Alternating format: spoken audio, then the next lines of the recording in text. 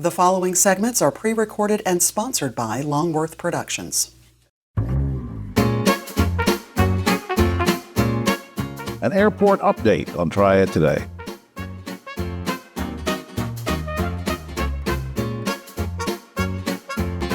Hello everyone, I'm Jim Longworth and welcome to another edition of Triad Today, coming to you once again from the beautiful Senior Botanical Gardens in Curtisville. We'll tell you more about them later on, and later on is when the roundtable shows up. We'll get into all sorts of controversial topics with them, so stay tuned for that. For now, we want to start out with a gentleman who just this second flew into the garden. I'm kidding around. Kevin Baker, Executive Director of Piedmont Triad International Airport. Good to see you again, sir. You too, Jim. Good morning. Now, before we look ahead to things going on, I want to look back for just a second because I've been hearing on the news and everything about this event you held, the run on the runway. Now, what was that about and how did it go? Yeah, I think since 2010 or so, we've been doing this event, and all of the proceeds of it go to charity. And for the last at least 10 years or so, it's been going to the food banks of the Triad, the three large food banks of the Triad. It's quietly become one of the biggest fundraisers in the community.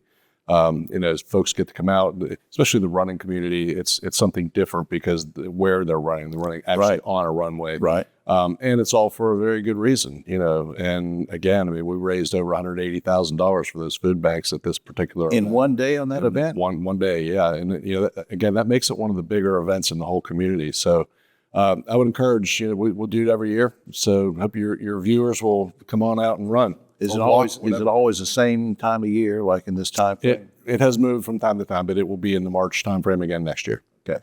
Now, one other thing that just happened I want to ask you about, because this is important. You had an emergency drill there, I think, last week, if I'm not incorrect about that. How did that go, and why is that so important to not just the airport, but to the region? Well, first of all, every airport is required to do one of these once a year. In every third year, it has to be a full-scale live drill with actors, and you're actually out on site, et cetera. The other ones are done in a room in a sort of a tabletop exercise. It's really important because, we require help from mutual aid providers, from firefighters and police and ambulances, obviously from all of the communities around us. And this gives all of those team members an opportunity to work together and consider a real incident and see where we can learn some lessons, in a dramatized version. Yeah, and it's realistic, though. It's very realistic. We have actors, they have costumes on, they have blood, they have all sorts of stuff that make it look like a real. Checking them out, you're looking at response times and cooperation, all that. I think that's great. All right. Now, what's going on with Boom Supersonic? I read something in the paper the other day about a test. Yeah, so they've had two really big milestones here over the last, 4 to 6 weeks. The first was that they successfully flew their XB-1 demonstrator airplane. Now, that's not the plane that they'll be manufacturing here, but it's a demonstrator airplane, and it is, number one, it demonstrates that they can build a plane that's going to fly, and it's the one that they will. Their second big announcement is that they've gotten approval from the FAA to fly it to supersonic speeds. And so they're going to be able to use that and flying it at those speeds to be able to get data, get technical information, et cetera, that they're going to need to build the bigger airplane. Now, I happen to know that the airport, under your leadership, made a recent, I think it was for $2 million for a piece of land or something. Now, what was that about, and how does that fit in with your overall land acquisition plan? Yeah, it was, I wouldn't make it sound small, but it's just another piece of land that we have acquired. It goes back to, we've talked before about the fact that this airport's role in the state and really in the U.S. in terms of its function really focuses on this aerospace industry and the employment that comes from that.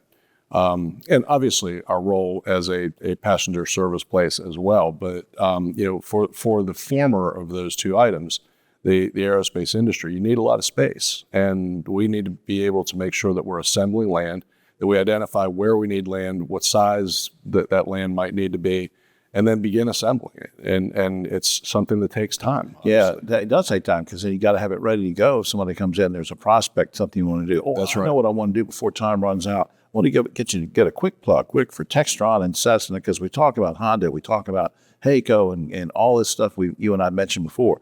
Textron and Cessna, pretty important. Yeah, so Cessna located one of its service centers back in 1990, I think it was, on the airport. One of the first aerospace companies that located on the airport and been here a long time, and they're employing about 150 people, I think it is. Textron took over Cessna in later years.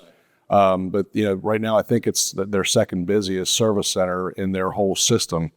So a very important part of the airport and a long-term important tenant of ours. Good tenant. All right, up on screen, flyfrompti.com for all sorts of information, flyfrompti.com. Kevin, get back on that plane, get on the airstrip here at the Garden, and go on back. Out of here. Thanks, Kevin. Thank you.